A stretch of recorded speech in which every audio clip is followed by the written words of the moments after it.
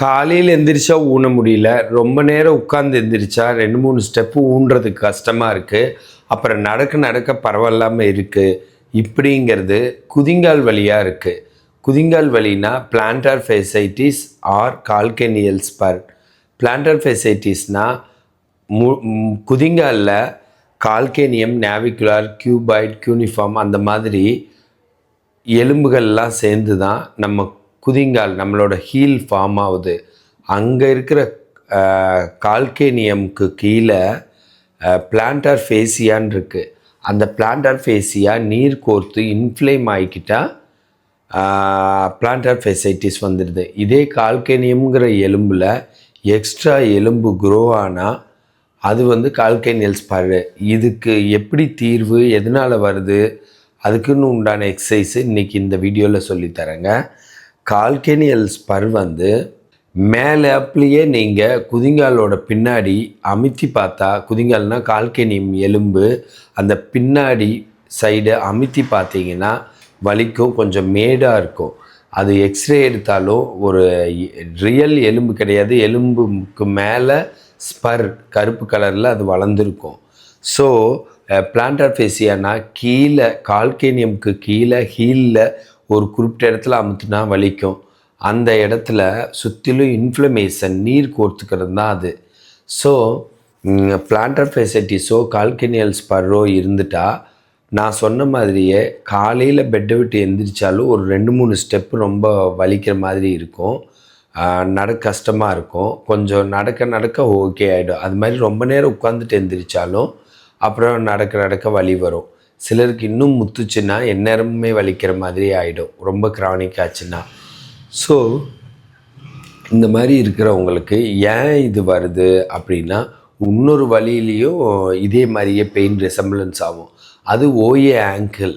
OA ஆங்கிள்னா என்னென்னா osteo arthritis angle. எப்படி முட்டியில் தேய்மானம் வந்து ஆஸ்டியோ ஆர்த்ரைட்டிஸ் நீ வருதோ அது மாதிரி ஆங்கிள் ஜாயிண்ட்டு. ஆங்கிள்ங்கிறது குதிங்காலுக்கு மேலே இருக்கிறது, பாதத்தோட எண்டில் இருக்கிற ஜாயிண்ட்டு.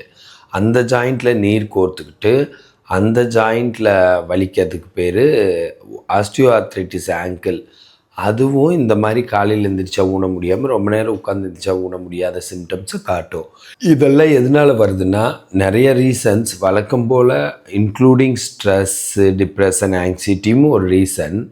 அதை தவிர ஹீமோக்ளோபின் கம்மி, கால்சியம் கம்மி, இந்த மாதிரியும் ரீசன்ஸ் இருக்குது. இதை தவிர நம்ம வெயிட் அதிகமாக இருந்தால் அதையும் ஒரு காலில் அதிகமாக வெயிட் பண்ணுறவங்களாக இருந்தால் ஒரு காலில் வரும். அடுத்து திரும்ப வெயிட் பேரிங் அடுத்த காலில் மாற்றினா அடுத்த காலுக்கும் வந்துடும்.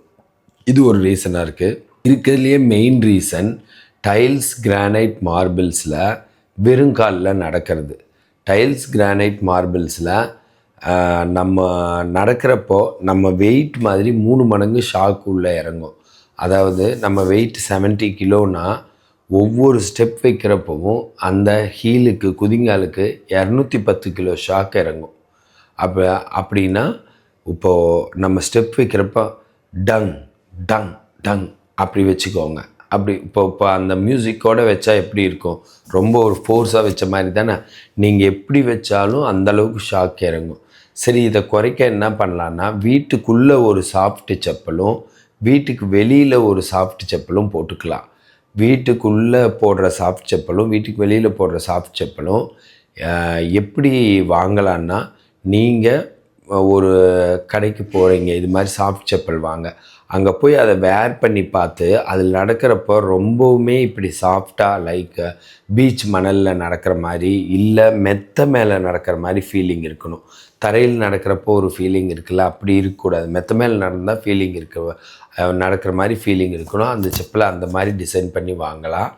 ஸோ இந்த மாதிரி செப்பல் போட்டுக்கிறப்ப அந்த உள்ளே இறங்குற அந்த ஷாக் வந்து குறையுது. இது ஒரு ரெமெடியாக இருக்கும்.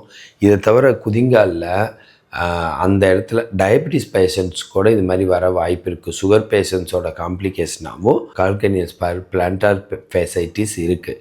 ஸோ இந்த மாதிரி இருக்கிறவங்க வந்து என்ன பண்ணலான்னா, ஐஸ் வைக்கலாம். அந்த இடத்துல 10லேருந்து 15 நிமிஷம் ஐஸை வச்சு எடுத்தால் கண்டிப்பாக பிளட் சர்க்குலேஷன் இம்ப்ரூவ் ஆகி அந்த இடத்துல வந்து பெயின் குறையிறதுக்கான வாய்ப்பு அதிகமாக இருக்குது.